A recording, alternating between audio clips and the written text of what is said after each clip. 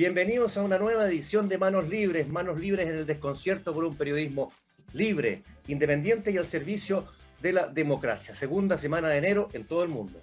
Las horas cambian, pero los días y los meses siguen siendo los mismos. Estamos, como siempre, acompañados con Miguel Mendoza. ¿Cómo estás, Miguel? Muchas gracias, Mario. Aquí con mucho calor en Santiago, pero viendo todo lo que está pasando en un hermano país que es Brasil. Así es. Hoy día me decías hoy día que en Brasil han pasado varias cosas, ¿no? Quedó eliminado del Mundial, murió Pelé y bueno, y lo que vamos a conversar ahora, y para lo cual estamos con una persona de un profesionalismo cabal, comprobado, un chileno, periodista chileno, avecindado en Brasil hace muchísimos años. ¿Para qué vamos a decir cuánto? Porque te sacan la cuenta de la edad después, pues no conviene. Patricio de la Barra, corresponsal de Cooperativa, corresponsal de La Nación Más y varios otros medios en el continente también y en el mundo para dar cuenta de lo que ha pasado en Brasil. ¿Cómo estás, Pato? Un gusto saludarte después de tanto tiempo. Hola Mario, para mí también es un gusto poder reencontrarnos. Miguel, muy buenas tardes o ya buenas noches. Acá estamos en un día que no es muy cálido como el de Chile. Tenemos un clima no muy agradable en estos días. Llueve mucho en Brasil y principalmente en San Paulo. Hay inundaciones también en algunos lugares, incluso en Araraquara. Estuvo ayer Lula da Silva porque hay un proceso el domingo, mejor dicho. Sí, ayer de inundaciones tremenda, mucha gente damnificada, muertos, heridos, producto de los derrumbes de cerros. Es decir, un clima muy complicado, pero no tanto, te diría, tan grave como el que vivimos ahí en Brasilia el domingo en una gran manifestación que podría haber terminado muy bien. Lamentablemente terminó de la peor manera posible con gente, no sé si fueron grupos de estos vándalos que se juntan en las manifestaciones y que provocan o motivan estas invasiones a predios públicos, y en este caso tres edificios fueron prácticamente destruidos, gran parte de ellos, la Corte Suprema, el Parlamento y el Palacio de Gobierno. Los tres Patricio, están ahí sí, mismo en la plaza, ¿sí? Claro, tú hablas de que está lloviendo por allá. Yo recurro, como siempre, a pensadores y artistas como Silvio Rodríguez. Vaya forma de saber que aún puede llover sobre mojado, porque esto fue una lluvia sobre mojado. Patricio, ¿se veía venir esto para el ciudadano común? Porque en la política, en los medios, uno siempre está lucubrando, analizando, incluso inventando algunos. Pero el brasileño común sabía que esto podía pasar un domingo en la tarde, ¿sí? Yo creo que no, yo creo que nadie se imaginaba, ni siquiera las autoridades de Brasilia, por ejemplo, el gobernador o el secretario de Seguridad, que podrían haber reforzado los edificios, haber reforzado la seguridad de los edificios, sabiendo que iba a haber una manifestación. Yo creo que ellos subestimaron la manifestación, no creyeron que iba a ir tanta gente, y segundo, que no iría a terminar de esta forma, porque todas las manifestaciones anteriores durante 71 días fueron totalmente pacíficas en torno a reclamar por la presencia de Lula da Silva o a no aceptar el proceso electoral, el resultado. Y bueno, la gente se estaba manifestando desde mucho tiempo, todos en forma muy pacífica, familias enteras, chicos. Y ahora en Brasil nosotros podíamos ver que había una gran cantidad de señoras de edad, había jóvenes, había niños también. No había nadie cuidando o protegiendo estos predios, estos edificios, sí. Claro. Y permitieron la entrada, quedaron, te digo, un desastre completo, nunca se había visto. Claro, hubo otras manifestaciones similares en los años 2006, 2017, 2013, 2017, que fueron también tan violentas como esta, pero era de gente del MST, que es un movimiento de izquierda de los trabajadores rurales sin tierra, y de los Black Bloc, que eran muy conocidos, que se infiltraban en las manifestaciones de gente de izquierda y hacían quebraban todo lo que había por delante. Pero ahora, claro.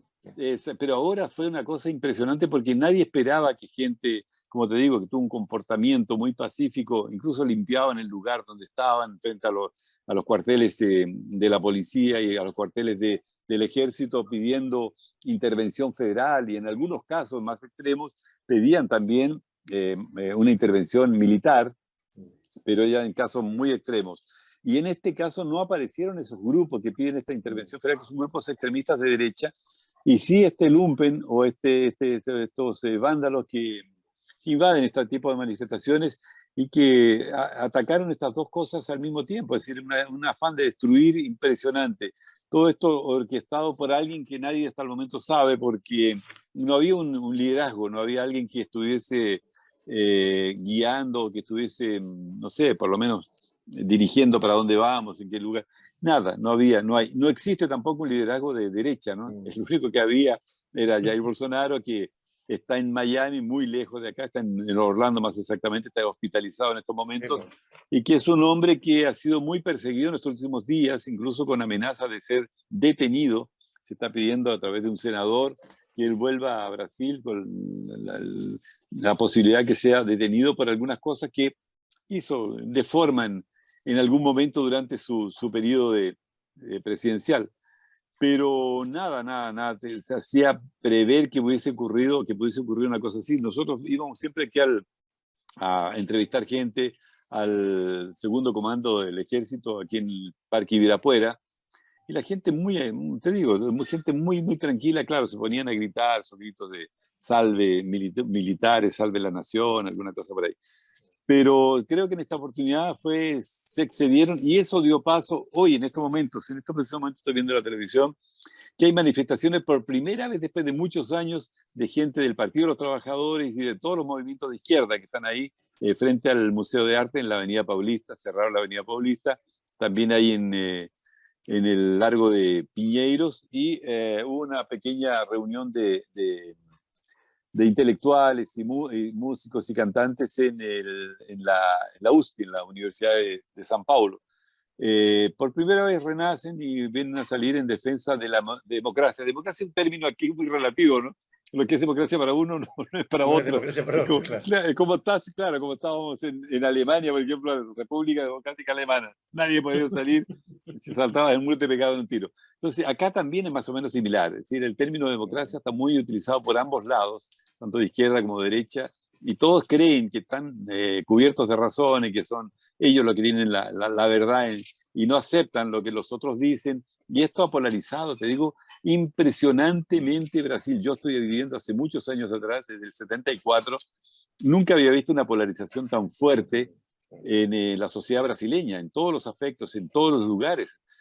Estuvimos ahora cubriendo el funeral de Pelé, que fue para mí una cosa increíble, la participación de la gente que vino de diferentes partes del mundo, había más de 1.200 periodistas, y de repente llega Lula el día martes en la mañana a solidarizarse con la familia, y hay un grupo fuerte, grande, de la hinchada de Santos que comenzó a gritar Lula ladrón, su lugar en la prisión. O sea, no se respetó ni siquiera el momento del funeral. Eso indica que en este país no sé, se han invertido los valores y por otro lado la gente está muy, muy susceptible de cualquier cosa, las familias se han separado.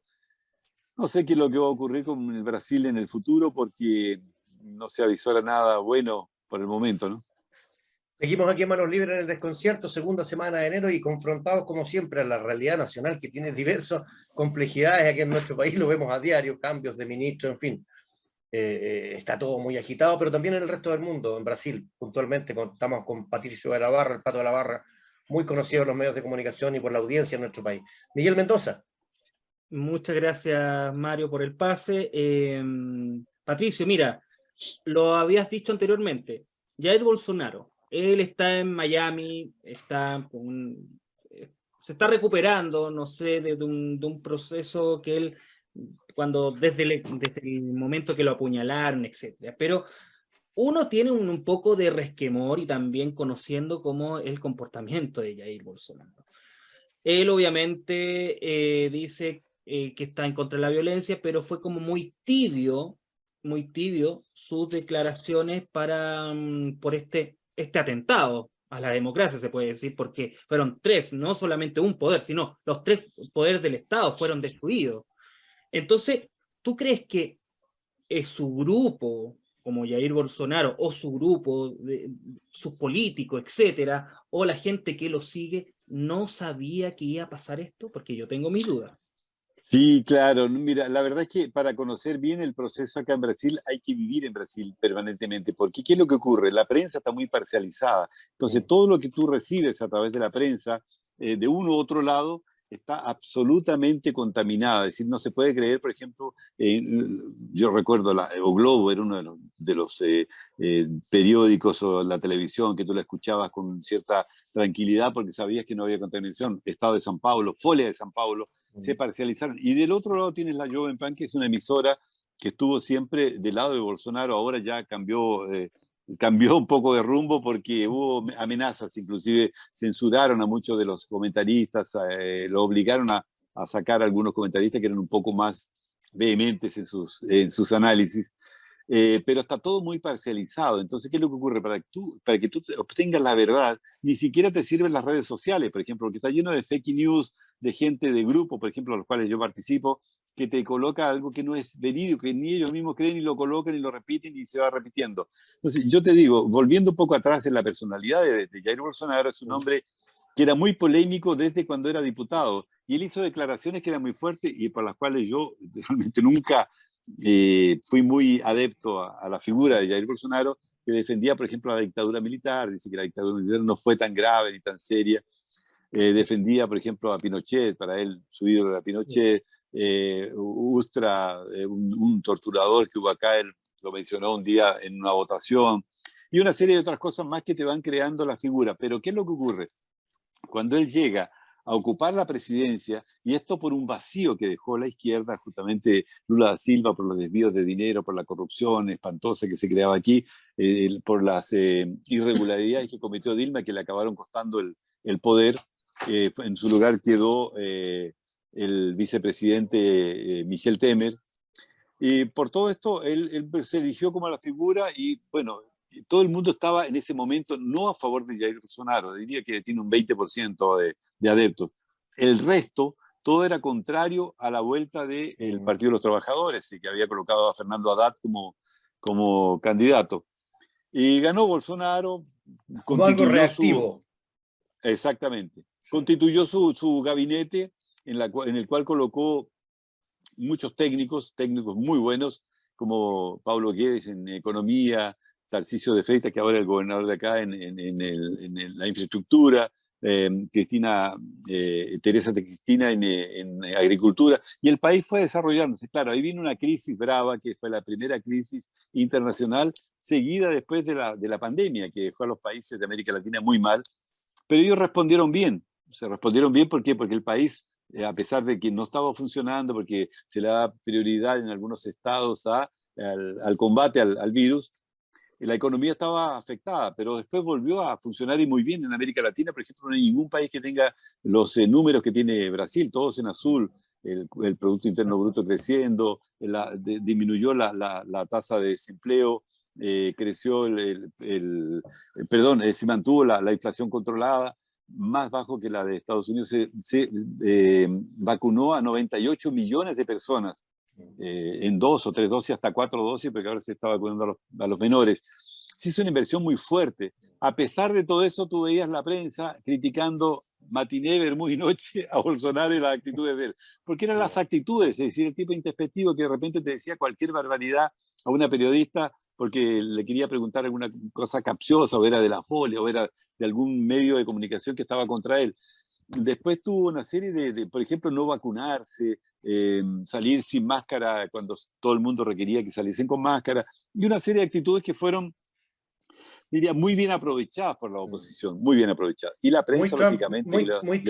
Muy Trump style también. Exactamente, también, claro, tenía incluso uno de los ídolos de él es Donald Trump, se llevaba muy bien. Entonces, claro, era un poco fuerte, pero si tú separas el contenido de la forma, te vas a dar cuenta que el contenido fue muy bueno. O sea, Brasil, él, por ejemplo, destinó 120.000 millones de dólares en la economía para salvar a las pequeñas y medianas industrias y en ayuda de los informales, que eran 60 millones de personas. Creó una serie de proyectos asistencialistas que pueden ser criticables o no, pero Lula da Silva tenía la Bolsa Familia, la creó Bolsa Brasil. y una serie de otras cosas más que no son criticables. O sea, el tipo hizo un trabajo que dejó al país bien. Ahora, lógicamente con todo este armatoste que se da y la prensa dándote duro y las elecciones parcializadas y regular, acabó creciendo la candidatura de Luis Ignacio Lula da Silva, que era un hombre que estaba condenado en 3 instancias y que lo sacaron con una filigrama jurídica que no existe. O sea, dijeron, no, mire que el lugar donde usted tendría que haber sido juzgado no era Curitiba, ya estaba en tercera instancia. Imagínate, que a ti te detengan ahí, te procesen en Coquimbo, y no, dicen, no, no, los procesos se tienen que ser llevados qué sé yo, a Rengo, a Curicó. Claro. Entonces, bueno, esa filigrama la utilizaron y después lo colocaron como, y los ministros de la Corte Suprema comenzaron un trabajo de apoyo a la candidatura de Lula da Silva. Y eso, lógicamente, que fue generando una repulsa y un favor a la gente que no estaba a favor de Bolsonaro, votaba por Bolsonaro. ¿Por qué? Porque no quería a Lula da Silva. Y los de que votaron a Lula da Silva, muchos porque no querían a Bolsonaro. Es decir, esta elección fue la elección del contra. Es decir, nadie votó porque a mí me gustaba Bolsonaro. Entonces, ¿qué es lo que ocurre? Hoy llegamos a este impasse donde hay una 40% de la población, por ejemplo, yo creo que apoya a Lula da Silva por su candidatura. El 20% lo hace por ideología, porque le gusta, y el otro 20% porque no quiere a Bolsonaro. Y el otro lado tienes a la gente que está en favor de Bolsonaro, que debe ser un 25, 30%, y el resto, el otro 30% o 35%, es gente que no quiere ver en el gobierno a Lula da Silva por todo lo que significó lo que te decía. Entonces, toda esta bola, que a Miguel me debe estar escuchando, debe estar mareado, te genera todo esto. Te genera todo esto. Entonces, claro, tú dices, yo he conversado con personas ahí en Chile, me dicen, ay, que Bolsonaro es un genocida. Entonces, a ver, nómbrame, primero, ¿cuáles fueron las actitudes genocidas que él tuvo? Segundo, que fue un tipo que persiguió a la prensa o censuró a la prensa. En ningún caso hubo libertad absoluta, tú lo podías criticar y llamar de cualquier cosa en la prensa con letras garrafales. No hubo nunca una actitud de él antidemocrática. Lo que no se da, por ejemplo, ahora en Lula da Silva, que ya mandó a prender, a detener un montón de gente, el ministro Alexandre de Moraes arbitrariamente detuvo a diputados, presidentes de partido, empresarios, un montón de gente que se atrevía a criticar su gestión, o se atrevía a criticar a Alexandre de Moraes, a la persona. Entonces, eso todo va creando un clima de indignación que va creciendo, y la gente, te digo, va a reventar y de alguna forma van a hacerlo. Ahora, esto que se hizo en Brasilia no tiene nada que ver, porque eso fue un acto vandálico, insano, demencial, que son estos grupos de lumpen que se juntan a los movimientos tanto de izquierda como de derecha y que creen que destruyendo todo pueden resolver alguna cosa. Me parece absurdo. La mayoría de la gente, incluso hay tipos que tienen, como le decía anteriormente, un prontuario. Uno que fue detenido, era homicida, estaba en libertad condicional. Otros tenían una serie de delitos que habían cometido. Entonces yo creo que en ese aspecto, lamentablemente la gente cayó en una verdadera trampa, se dejó llevar por la pasión más que por la razón, y participaron de estos destrozos ahora, y prácticamente estaba en todo el número, decía 1.200, 1.300, ahora ya está en 2.000 personas detenidas. 2.000 detenidos. 2.000 detenidos. Entre eso hay gente, por ejemplo, recién veíamos la detención de una profesora universitaria que estuvo participando, que ella, claro, lógicamente no participó de los destrozos ni nada, pero estaba ahí, entonces van a saber ahora exactamente cuál fue el grado de participación de ella en la audiencia de custodia, que le llaman acá, que antes que te metan a la cárcel. Pero aún así han metido a la cárcel directamente sin esta audiencia de custodia a unas 300 personas, ¿no? Mira, Patricio de la Barra, periodista de larga data, de gran trayectoria en nuestro país, avecindado en Brasil hace mucho tiempo, aquí en Manos Libres, en el Desconcierto, en esta alianza con el Desconcierto, por un periodismo libre, independiente y al servicio de la democracia, dando cuenta de la interna, de lo que está pasando en Brasil después de lo que ocurrió el domingo pasado, que fue como una sonada muy parecida al ataque al Capitolio, fue como... Ahí hay una diferencia, Mario, si me permites, una diferencia ¿sí? con lo del Capitolio. Primero, lo del Capitolio se generó en un momento en que estaba funcionando, o sea, había parlamentarios que estaban dentro, senadores, estaba en pleno funcionamiento. Y después ahí se registraron muertes, hubo personas que se dio tiros y todo lo demás, es decir, algo mucho más agresivo que lo que se constató aquí por parte del grueso de la población, o sea, no hubo muertos, no hubo heridos, habían 6 heridos, pero cosas muy leves, pero era un día domingo que todo el mundo sabía que no iba a haber ni senadores, diputados, Mi secretaria. ni el presidente de la República, ni secretarias, Claro, y claro. tampoco iban a haber miembros de la Corte Suprema, que son los que son más visados aquí, ¿no? Eso lo hace un poco menos grave, digamos. O No menos digo grave. más grave, pero lo hace de Sí, separado. sí. No creo que sea Sí, menos sí, sí, grave, te sí. digo Sí. sinceramente. No, para mí no. El grado de gravedad es lo más grado máximo. No hay posibilidad de que tú encuentres algún argumento mínimo para justificar lo que ocurrió ahí en Brasilia. No existe, no veo. Bolsonaro, que está en Estados Unidos, tú dijiste que está acusado, amenazado de algunos procesos De detención. judiciales, de detención. Viajó a Estados Unidos por eso. Y la otra pregunta junto con eso, ¿qué tipo de apoyos puede tener Bolsonaro dentro de Brasil? Que no se saben, que a lo mejor Bueno, están ocultos. sí, no. Yo creo que tiene, por ejemplo, todavía apoyo en el Parlamento. Él eligió 100 de los 513 diputados que se eligieron. Se renueva totalmente la Cámara Baja. Y 16 senadores. También tiene el apoyo de algunos gobernadores, como el de acá de San Paulo, por ejemplo, o hay otro gobernador, me parece, bueno, el que acaba de salir de Brasilia. Debe tener unos 4 o 5 gobernadores que todavía le son fieles. Ahora, lógicamente que él, al salir del país de la forma como lo hizo, y también no haberse pronunciado antes, por ejemplo, si él dice, ya, perfecto, reconozco que este señor Lula da Silva me venció, está aquí, le entrego todo, hizo el proceso de transición perfecto, sin ningún problema, pero él no reconoció la victoria de Lula da Silva, se montó todavía en el hecho de que las elecciones presentaban dudas y no reconoció, primero. Segundo, que antes de la posesión, se fue el día antes a Orlando, porque iba a llevar a la familia y porque no quería entregar la banda presidencial a Lula da Silva, cosa que ha ocurrido una sola vez en este país con Figueiredo, que no entregó la banda presidencial a José Sarney. Recuerdo, Bueno, sí. yo tampoco se lo hubiese entregado. Yo no se lo hubiese entregado. Un bandido. Bueno. Pero sí, pero que Bolsonaro salió como Sergio Jadwe, de No, Chile, ¿te acordás? salió escondido. No, pero te digo, yo creo que se manejó mal, porque él dice, no, perfecto, perdimos, vamos a recomponer a la derecha, vamos a hacer una oposición inteligente, constructiva, positiva para el país. La gente lo va a seguir. Y te digo más, ¿por qué lo querían destituir, lo querían sacar y lo quieren meter preso o inhabilitar durante 8 años? Porque saben que es un peligro, el vivo, si hubiese manejado bien, digo, el vivo hubiese manejado mucha gente y sería el próximo presidente, pero disparado. Porque hay mucha gente que está arrepentida de haber elegido a Lula da Silva por todo esto que te decía de la economía, de la creación de 22 para 37 ministerios, para acomodar a sus amigos. Entonces eso ahí ha ido creando un proceso de, no sé, de intolerancia de parte de la gente, no sé, pero ya está difícil, por ejemplo, discutir o conversar con los amigos en el edificio acá. Me imagino. Miguel, manos libres en el desconcierto con el gran Pato de la Barra de Brasil desde Sao Paulo.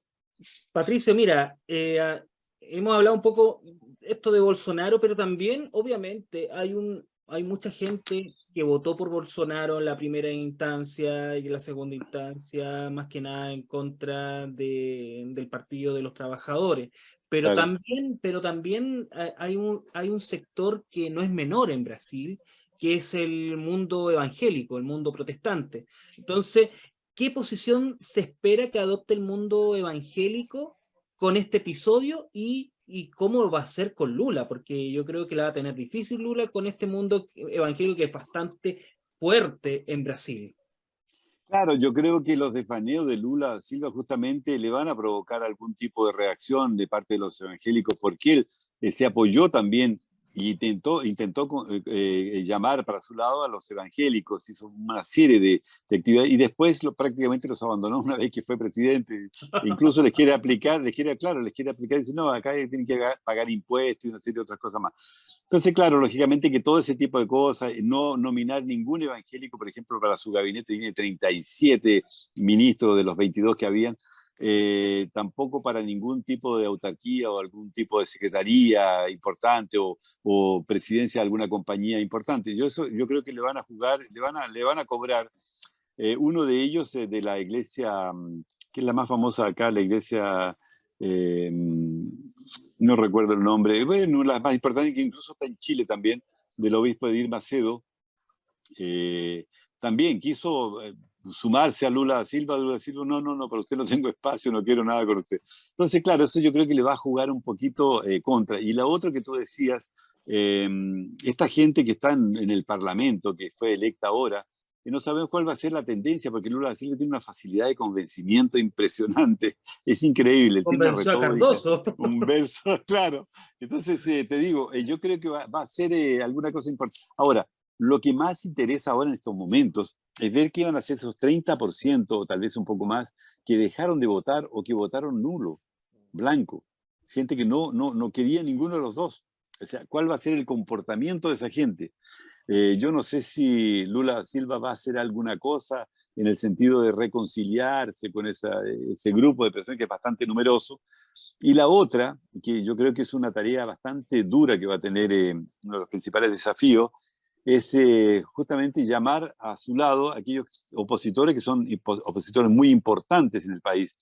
Grupos, por ejemplo, empresariales, el agro, que es uno de los sectores más importantes en el área de exportación del país, si los va a convocar o no. Ahora, por ejemplo, ya les dio una rociada al decir que eran los que estaban ahí manifestándose y que habían hecho estos desmanes, eran todos enviados por el agro y que eran empresarios. Así que se le fue un poco la mano. En un momento determinado, Lula da Silva, no sé si tiene algún problema de amnesia o no sé, pero llegó a decir que este era el problema de los fascistas. Primero, si todo es fascismo, no sé qué, estalinismo, y ahí se dio cuenta que la había. Se reparó, pero claro, digo, no, estalinismo no. El amnésico soy yo. Bueno, entonces, la claro, puerta del alemán fui yo. Claro, y ahí yo creo que va a tener esa dificultad, primero. Y segundo, para continuar con el país creciendo, porque el país está creciendo, está con los números saneados, y ahí de repente se le ocurre llamar a Maduro, hacer una alianza nuevamente con Maduro, introducir a Venezuela en el Mercosur, cosa que no le gustó mucho a los uruguayos, no sé si a los asociados también le va a gustar. La otra, crear una moneda única en América del Sur, que es el peso real, que incluiría Chile, Argentina, Venezuela, con las dificultades que tiene para contener la inflación. Entonces, esas cosas que van a preocupar mucho a los brasileños, eso ahí, te digo, va a ser... ¿A quién le va a ayudar ese peso real? ¿A quién le va a ayudar? ¿A dónde va? No sé, pero ustedes deben haber escuchado algo del presidente Boris, ¿no? Boris. No me hables de Boris, Pato. No. Tú estás al tanto de todo. Bueno, y las Fuerzas Armadas, ¿cómo están en todo esto? ¿Se han comportado profesionalmente? ¿No engancharon nunca? ¿No están enganchando? Por ahí un video de un policía que como que hizo así, como que bueno, entonces aquí la derecha extremista de Chile lo entendió como que Fuerzas Armadas y la policía apoyan el golpe contra Lula. No, en absoluto. Fue así, ¿no? Yo creo que son actitudes individuales, por ejemplo, en un movimiento que hubo bastante serio acá, que paralizó prácticamente el país, en la que los camioneros estaban tomando las calles, las carreteras, y el ministro Alexandre de Moraes mandó a detener y aplicarles una multa altísima. Me parece que eran 100.000 reales, eran como $20.000 por hora. Y los guardias del rodoviario dijeron, no vamos a meter a un camionero que gana, qué sé yo, 1.000 reales por mes, una multa de $20.000. Y no se las aplicaban. Pero eran actitudes no de la corporación, eran actitudes individuales de los policías. ¿Cómo pueden haber habido ahí en Brasil? Yo vi un policía, incluso tengo un video donde un policía está intentando convencer o conversar con alguno de los manifestantes. Pero no es yo creo que el ejército ha sido bastante constitucionalista y va a continuar así. Las tres ramas de las Fuerzas Armadas, los tres generales en jefe, fueron elegidos por Lula da Silva antes de asumir el mando. Esto porque hay un proceso normal, burocrático. que se realiza así. Bolsonaro dio de baja a los tres y llegaron en su lugar otros tres elegidos en una terna por Lula da Silva y por el actual ministro José Múcio, que es el actual ministro de Defensa. Entonces no veo que haya un comportamiento golpista por parte de los uniformados, de manera alguna. Tampoco yo creo que van a dejar de detener gente si es que son ordenados a detener gente o a seguir procesos. Yo creo que ellos se mantienen todavía bastante leales a la Constitución. Estamos en manos libres en el desconcierto por un periodismo libre, independiente y al servicio de la democracia, preocupados de lo que pasa en Chile, pero también con nuestros vecinos, como lo que está pasando en Brasil. Miguel, tu próxima pregunta para Pato de la Barra. Mira, Pato, hay un personaje clave en Brasil y es Sergio Moro. Sergio Moro fue el juez que condenó a Lula, fue después ministro de Jair Bolsonaro como ministro de Justicia. Entonces, él igual también condenó se puede decir, atentado contra la democracia del lumpen, de delincuentes que fueron a tomar estos tres poderes del Estado y destruirlo. Pero ¿habrá una purga tipo estalinista? Sabes que Sergio Moro fue uno de los jueces, ¿no? Pero recordemos que en primera instancia, él actuó en primera instancia junto al Ministerio Público, recogieron miles de pruebas, porque las pruebas son contundentes, las que hay contra Lula da Silva, en 3 procesos de los 6 que se están ventilando.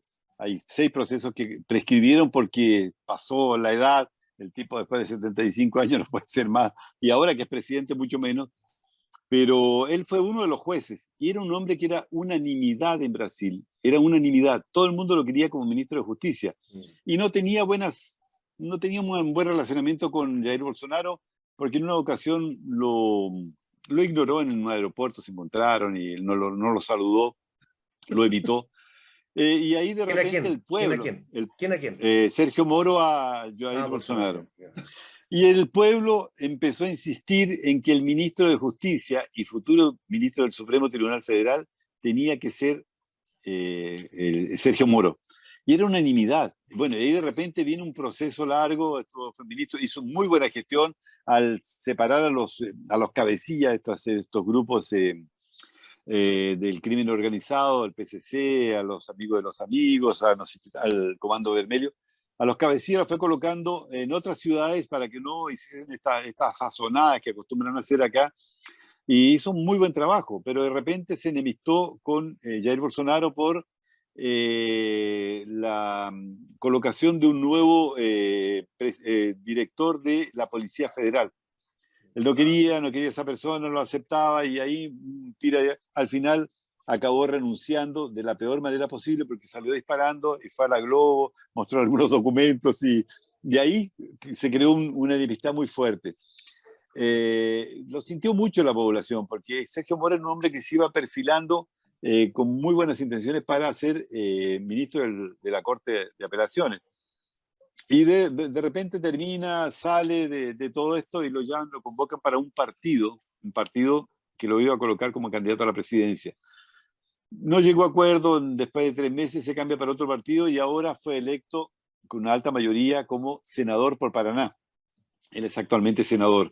Y es una figura que lamentablemente él tiene, claro, un cierto carisma, pero que no es un hombre político, no es un político como el político que hay que te agrada, oye, qué lindo te quedan los lentes, que te vea, oye, la pelada te queda fantástica. No, el tipo no es de ese tipo, es un tipo muy recto, muy profesional, y yo creo que no sé si en el Senado él va a tener capacidad de hacer algo, porque en el Senado tiene que ser muy político, y en la Cámara baja más todavía. Claro. Un zorro viejo, exactamente. Yo no sé si él va a conseguir imponer sus proyectos, y él está con Bolsonaro, es decir, volvieron incluso en la campaña, él participó activamente en la campaña en la segunda vuelta, pero no tienen una amistad, es decir, no podemos decir que se puedan sentar a convidarlos a comer los dos juntos, que no va a resultar muy bueno. No, por alguna parte va a terminar el por ahí problema, el ¿sabes cuál es, sí. Miguel y Mario, el problema que tenemos acá en Brasil, que creo que tenemos en Chile también,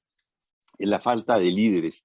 ustedes pudieron ver aquí en estas manifestaciones que no había un líder, no había nadie que concentrase o que dirigiese o que hablase o que se levantase en algún momento determinado para decir algunas palabras. No había nadie. Y te digo esto, si tú lo ves, por ejemplo, en el Parlamento, es lo mismo. Hay 2 o 3 muchachos muy jóvenes que son muy buenos, que pintan para bueno, pero son muy jóvenes. Y después los zorros viejos que están ahí, que son todos, puta, el que menos procesos tiene, debe tener unos 30, 40 procesos. Tienen prontuario, güey. Pero tienen prontuario, claro, en lugar de currículum tienen prontuario. Entonces es difícil encontrar un líder tanto para derecha como para izquierda, por ejemplo. ¿Por qué se buscó los tipos del tribunal, del Supremo Tribunal de la Corte de Apelaciones, buscaron a Lula? Porque era el único que podía enfrentar a Bolsonaro. No había otro candidato. No tenía la izquierda, no tenía la centro-izquierda tampoco. Fernando Enrique Cardoso estaba muy veterano. No había. Y del otro lado de la derecha tampoco hay un candidato que pudiese sustituir de buena forma o con condiciones a Jair Bolsonaro. Y en estos momentos es lo que están buscando. Por ejemplo, el partido del PL, que es de Valdemar da Costa Neto, ese tiene más prontuarios que cualquier uno de los procesos que no. Y ese fue uno de los que mandó una carta diciendo que era contrario a estas manifestaciones violentas y todo lo demás, qué sé yo, pero tampoco es un hombre que tiene algún perfil para que pueda hacer algo más que diputado. No le veo, no lo veo. Y no hay. Si tú empiezas a buscar en las universidades gente joven, nueva, no existe. No hay. Tanto que el Partido de los Trabajadores, por ejemplo, colocó un poste que le llaman acá, que era Fernando Haddad, que es un tipo que es negado para cualquier cosa. Fue prefecto de San Pablo con el apoyo de la derecha, de todo, y no hizo absolutamente nada. Perdió en primera vuelta cuando intentó reelegir. Después fue candidato a la presidencia, después candidato a la gobernación del estado de San Paulo. Perdió en todas, pero feo. O sea, es un tipo que no tiene nada, y ahora lo colocan como ministro de Hacienda. Fue la primera caída fuerte de la bolsa de valores y la devaluación del real. Claro, porque son personas que no tienen capacidad en estos momentos. No tienen claro, estatura, claro. No. Patricio, No, claro. Patricio de la Barra, periodista chileno, avecindado hace muchos años en Brasil, lo está acompañando aquí en Manos Libres en el desconcierto, aclarando muchas dudas y perfilando lo que está ocurriendo en ese país, en ese gran y querido país. De mi parte, la última pregunta, Pato, ¿cuál es tu pronóstico para Brasil, para el mediano plazo? Perdón, no te escuché la pregunta, ¿le dijiste a Miguel o a mí? No, a ti. ¿Cuál es tu pronóstico? ¿Qué crees que va a pasar? Mira, mi pronóstico es que Lula Silva va a tener serias dificultades para gobernar, primero por la recesión internacional, segundo por las medidas que ha estado tomando, que son muy populistas. Primero, no respetar la ley de responsabilidad fiscal. Él dice que puede gastar más de lo que se recauda. Y eso te puede generar un proceso inflacionario similar al de Argentina, donde también se gastó mucho y se recaudó menos. Va a tener la contra de parte del Parlamento, va a tener también los empresarios, si no consigue darles algún tipo de apoyo, de beneficio, contrarios a él. Va a ser muy difícil el 2023 para el gobierno y para los brasileños en general. Y lo que viene para adelante va a ser un poco peor, porque no se ve, como te decía, grandes líderes dentro del Congreso o fuera en la sociedad civil que pudiesen hacer algo para reconciliar a los brasileños. En estos momentos, si tú tienes un país absolutamente dividido, es muy difícil que tú puedas hacer cualquier cosa en todos los aspectos. Entonces, son dos, yo creo, desafíos muy importantes, grandes, y que los vamos a tener que soportar de cualquier manera, ¿no? Ya hemos soportado cosas peores. Vamos a ver qué es lo que pasa. Tuvimos dos gobiernos de Dinamarca así. Con samba y con fútbol nomás. Bueno, fútbol, mejor no ahora. Mira, el fútbol está bien. En ese aspecto creo que los equipos están muy bien, los equipos se han fortalecido bien. La selección brasileña, que lamentablemente no tenía un técnico a la altura del material humano que tuvo, acabó perdiendo, pero siempre el fútbol brasileño te da espectáculo, te da cosas interesantes, bonitas, qué sé yo. Y eso justamente es la parte del circo que tienen los brasileños junto con la samba. Por supuesto. Las dos cosas, el bálsamo para el alma. Miguel, ¿tiene alguna pregunta más o entramos a las secciones? Entremos a las secciones. Pato, te vamos a invitar. Miguel me quiere despachar entonces. Miguel. No, si son 3 secciones que tenemos con los entrevistados. Sí. Aquí cayó el querido Ernesto Díaz Correa, aquí cayó Danilo Díaz, no, cayó varios. La primera sección, Pato, fue sin querer queriendo. El mayor error que te hayas mandado en términos profesionales. El mayor error en términos Que profesionales. te podáis reír ya a esta altura.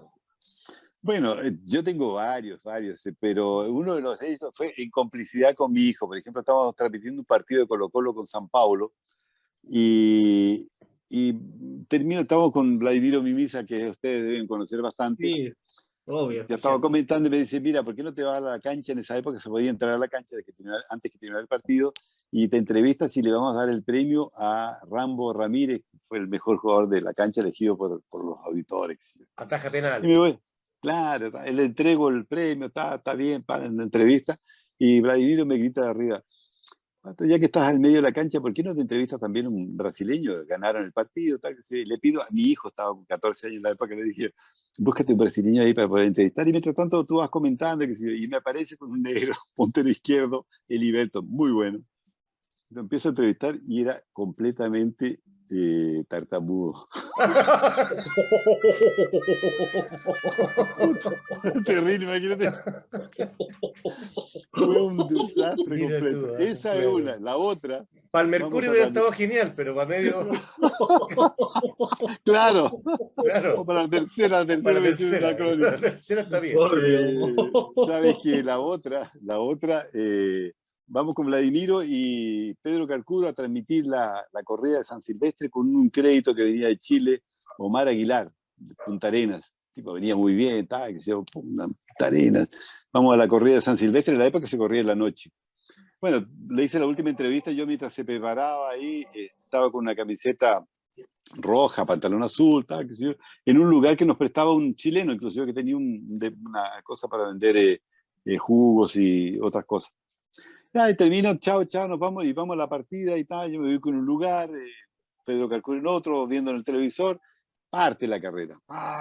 Y de repente veo, yo intenté ver, no sé, porque salía en el grupo del pelotón de avance, diciendo, no, está bien el chileno, que sé yo, y después tú lo seguías en unos monitores que habían y lo podías ver, pero me llamaba la atención porque estaba con una camiseta azul y yo lo vi con camiseta roja, Vladimiro también lo vio con camiseta roja.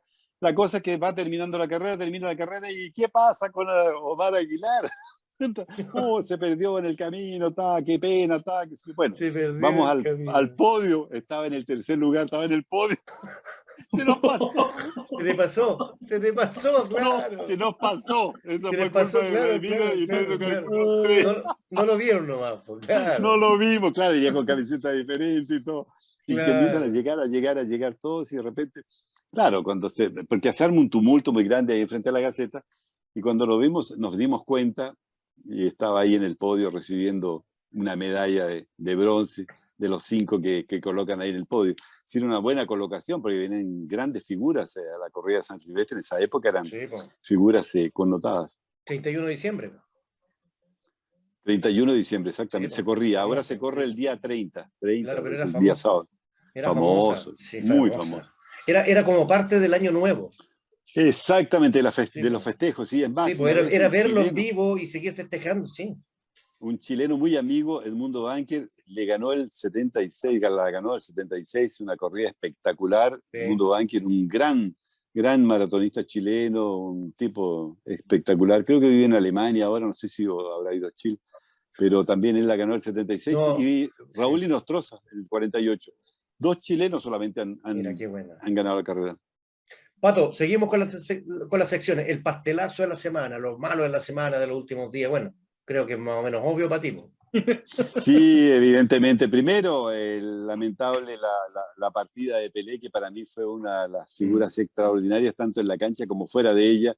Tuve la ocasión de entrevistarlo en varias oportunidades y el otro día en un canal de televisión alguien encontró ahí en el Facebook una entrevista que le hice muy larga y una foto que estamos con Pelé, y realmente impactó mucho a todos los brasileños. Creo que fue una de las formas en que los brasileños se unieron después de muchos años en torno a la figura de Pelé, una despedida maravillosa en Santos, espectacular. Y lo otro, el pastelón realmente fue el que ocurrió ahí en Brasilia con estas actitudes de los vándalos que lamentablemente empañaron todo lo que podría haber sido un proceso bastante interesante en la política brasileña, ¿no? Sí, claro. Mal despertar de la siesta el domingo. Oye, Miguel, ¿tu pastelazo de la semana? No, mi pastelazo, obviamente, lo de Brasil. Mira, acá hubo en Twitter, en las redes sociales, de un lado a otro, decían un intento de golpe de Estado por la derecha fascista, por un lado. Por el otro lado decía intentona de algunos desalmados, pero no pasó absolutamente nada, etcétera. Pero realmente fue esto, como dice el Patricio, acá fue lumpen, fue gente que estaba descontenta y podría haber sido o a Jair Bolsonaro si hubiera estado como presidente, o también podría a Lula da Silva. Y esto es porque hay una polarización tremenda en Brasil y se ve muy... Exactamente, concuerdo plenamente contigo. Creo que fue algo que podía haber ocurrido en cualquier momento con este lumpen que lamentablemente se pliega. Yo recuerdo de cuando había las manifestaciones de la Unidad Popular en la época de, ustedes son muy jóvenes, todavía no los haber conocido, pero también había este lumpen. Había este lumpen que participaba de estas manifestaciones y que empañaba las manifestaciones haciendo barbaridades, quemando, destruyendo. Y se veía también ahora, por ejemplo, en estos estallidos sociales, que hay mucha gente, claro, que son desadaptados sociales, que van, queman, que destruyen patrimonio público y que no es el grueso de la población. No. Por ejemplo, ahí yo recuerdo que las primeras manifestaciones eran por algo bastante específico e interesante y muy bueno, reunieron a mucha gente y ahí se desvirtuaban. ¿Por qué? Porque aparecían estos grupos enfrentando a la policía, quemando, destruyendo estaciones del metro y otras cosas más. ¿Y qué fue lo que sucedió acá de cierta forma, ¿no? Porque lamentablemente hay este grupo de desadaptados que se aprovechan de cualquier ocasión para poder, claro, no sé, exteriorizar de la peor manera posible sus sentimientos ahí. No saben ni les interesa quién es el presidente, lo que está pasando. No, si ellos saqueo posible, saqueo, llevo 3 televisores para la casa y los vendo en 10 veces más, si son delincuentes. O destruye un banco porque no tengo plata en el banco. Claro, sí, si tuvieras plata en el banco no lo destruye. Ya, y tenemos la otra sección que nosotros intentamos terminar un poquito arriba, ¿cachai? Contagio positivo, es como la cosa buena. ¿Qué te pareció? Es difícil, Pato, es difícil. Mira, yo creo que estos países de América Latina, todos países de América Latina tienen sus ciclos, ¿eh? Entonces yo creo que, claro, pasamos ciclos muy malos en épocas anteriores, Argentina, Chile, Uruguay, Paraguay, y hoy día tenemos un ciclo un poco mejor, que claro, lógicamente por estas eventualidades que se están produciendo y por la pandemia y por la recesión internacional están siendo afectados, pero son ciclos que yo creo, claro, en algunos lugares dura un poco más o menos, pero yo creo que son ciclos que van a ser superados. Por ejemplo, no creo, por ejemplo, que en Venezuela permanezca durante tanto tiempo un sujeto como Nicolás Maduro, que ha destruido prácticamente el país. Son 5 o 6 millones de personas que están fuera del país. Tampoco creo que prospere estas nuevas políticas de Lula da Silva acá, de empobrecer a la clase media, de cobrarle más impuestos. Tampoco, yo creo que eso no va a prosperar, no creo que en el Parlamento lo permitan. Y estos ciclos tienen que pasar. O sea, por ejemplo, en Argentina no creo que este grupo de los Kirchner continúe mandando el país con todos los antecedentes, mejor los prontuarios que tienen encima, con las condenas y todo lo demás. Entonces, yo creo que esos ciclos deben pasar y espero sinceramente por lo menos mi hijo estar vivo para que lo puedan disfrutar, ¿no? Países mejores. Es parte como de la madurez, ¿cierto? Es como los dolores de la adolescencia, a lo mejor. Miguel, ¿tu contagio positivo? Mira, bueno, es difícil con el contagio positivo en estos días, pero yo creo que lo que se puede decir es que estamos en un proceso de un nuevo año, de estos que a pesar de todo, para las pymes, para la gente común de Chile, tiene que salir adelante, y eso obviamente es poner la mano y trabajar. Yo creo que es lo único que nos queda, porque obviamente la situación país económica está mal, pero no es por culpa del actual gobierno. Hay también algunas cosas que también tiene culpa, pero esto viene de mucho tiempo. Viene primero estallido social, después el COVID, después los retiros de la AFP. Antes no. Con Piñera estaba todo perfecto. Sí, claro, no, perfecto. Por eso te estoy diciendo, claro, estoy diciendo que no era que antes... Con Bachelet estábamos en la raja, weón. Claro, ¿no? Y viene de mucho antes, entonces por eso te estoy diciendo de mucho antes. Entonces hay mucho, dentro de los últimos 2, 3 años, esto viene de mucho tiempo, entonces pero a pesar de todo el chileno sí se la arregla y yo creo que ahí podemos seguir adelante con todos los que somos pymes, empezamos pymes, tenemos esa fortaleza, algo se nos va a ocurrir para poder salir adelante. Sí. Tira para arriba, tira para arriba. Yo creo que hay que ser optimista, yo creo que no podemos perder el optimismo a pesar de que, claro, encontramos trabas, por ejemplo, los gobiernos que vienen, los ministros que colocan, las medidas económicas que se toman o las medidas de otros aspectos que se toman, te perjudican, pero si tú le haces empeño, la vas a superar de cualquier manera. Yo creo, soy muy optimista, siempre he sido muy optimista con respecto a muchas cosas. Es tirarse al piso a llorar o poner el pecho a las balas y salir adelante. Exactamente. Mi contagio positivo tiene que ver con cosas precisamente que tienen que ver con el alma. Me congratula y me satisface y me encanta que se vaya a publicar un nuevo libro de Jorge Telier, el gran poeta lárico del sur. Muy bueno. El mundo donde habito, prosas completas. Tiene que ver con todas las prosas que él escribió y los ensayos sobre literatura a partir de cuando él tenía 24 años, en los medios de comunicación. Mandaba ensayos así como columna o cartas al director respecto, haciendo crítica literaria. Esto lo agarró la investigadora Ana Traverso, muy, muy conocida, y ahora se va a publicar. Yo creo que el arte, la cultura, el deporte, la poesía son las cosas que nos tienen que salvar de tanto estrés duro, digamos. Cuando hablamos de cosas duras y cosas blandas, el arte, el deporte, la cultura, la entretención, están dentro de lo que un país necesita para revitalizarse y salir resiliente de cualquier circunstancia. ¿Cierto? Concuerdo plenamente contigo.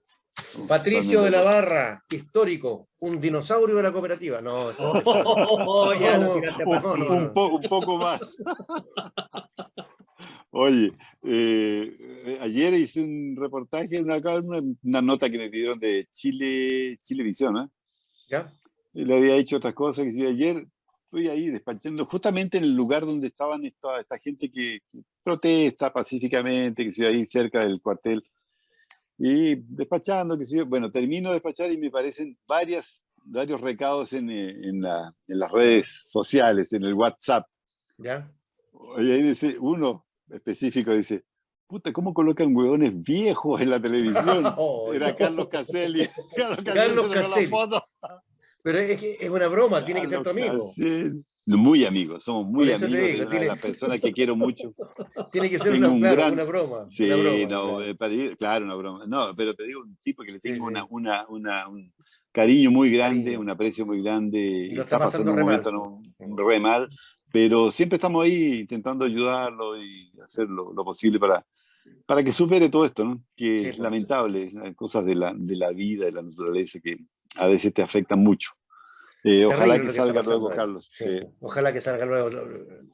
O sea, la vida, como que él siente que la vida lo traicionó, en fin, está pasando un momento terrible, pero bueno. Muy duro. Patito de la Barra, querido. Muchas gracias por estar aquí en Manos Libres en el desconcierto. Grandísimo aporte, una explicación y una argumentación muy profesional y al mismo tiempo muy humana, muy cercana, muy ciudadana. ¿Qué es lo que necesitamos? No necesitamos explicaciones en 3 minutos en un noticiero de televisión en que te bombardean con 25.000 palabras y al final no sabes lo que está pasando. Exacto. Te agradecemos mucho, Pato. Y seguramente te vamos a seguir teniendo. No, por supuesto, yo estoy a disposición de ustedes y me alegró mucho y me agradó mucho el contacto que tuvimos y que me permitieran hablar durante tanto tiempo, porque en otros lugares, como tú bien dices, muy corto. Pero te agradezco, Mario, Miguel, toda la oportunidad que me han dado para poder expresarme y espero que me convoquen para una nueva oportunidad. Estoy a entera disposición de ustedes. Cuenta con eso, querido, cuenta con eso. Abrazo grande. Un abrazo, un fuerte abrazo. Muy bien, Patricio. Un abrazo. Chao, y a toda nuestra audiencia de Manos Libres, nos vemos la próxima semana. Muchas gracias.